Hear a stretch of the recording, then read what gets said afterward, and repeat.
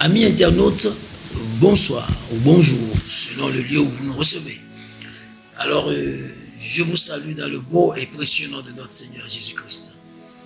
Je voudrais saluer particulièrement tous les disciples du Centre international de prière La Fournaise Ardente. Alors, aujourd'hui, nous allons aborder un thème d'actualité. Actualité oblige, nous allons aborder le thème la peur. La peur. La peur, qu'est-ce que c'est?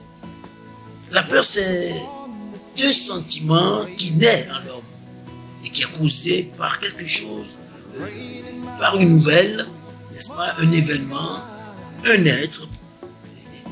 Exemple, lorsque vous apprenez certaines nouvelles, ça vous fait peur.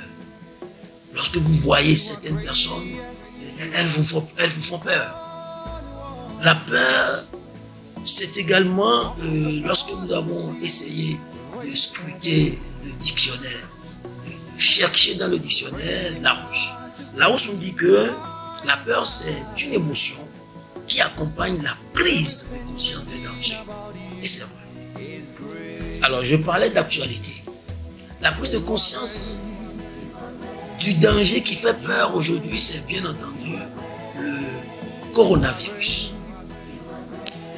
C'est un virus qui fait peur parce qu'il vient vous tuer et ça fait peur à tout le monde. Cela a créé une psychose dans le monde entier.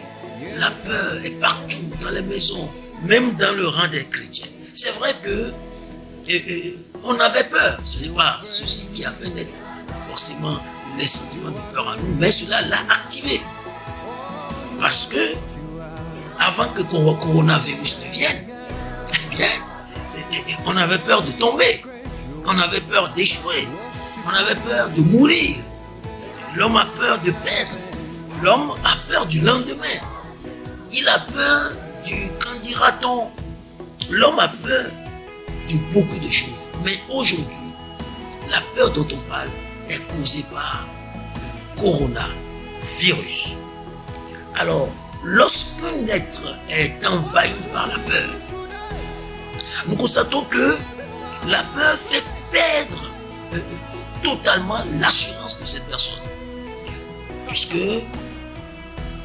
lorsque vous avez la foi, par exemple, lorsque vous êtes chrétien et que vous avez la foi, lorsque la peur vous envahit, lorsque la peur vous gagne, elle fragilise votre foi. Et l'assurance que vous avez est brisée. Et cela fait que le danger que vous redoutez vous arrive. Alors tout à l'heure, nous allons voir pourquoi le Seigneur a voulu que nous abordions ce sujet. Alors je passe par là pour confier toutes choses entre les mains du Seigneur. C'était juste une introduction. Nous allons entrer dans le développement. Alors je prie. Père, nous te confions toutes choses. Nous prions que ton esprit prenne le contrôle. Je voudrais me taire pour que toi tu parles. Je veux disparaître pour que tu sois. Saint-Esprit, parle. Tu es le meilleur enseignant. Parle à ton peuple. Parle à tous ceux qui me suivent. Parle afin que nous puissions t'écouter. Seigneur, merci. Que toute la gloire te revienne au nom de Jésus-Christ.